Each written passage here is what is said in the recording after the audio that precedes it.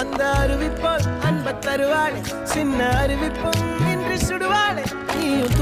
தும்மிடி ஆயுசு 100ஆக என் உயிர் உன்னோட பத்திரச்சொத்தாக என் பார்வை உன்னோடு உன் பொம்மை கண்ணோடு பேசாமல் விண்ணோடு நாம் மிதந்து போவோம் காதாரா அடியானோ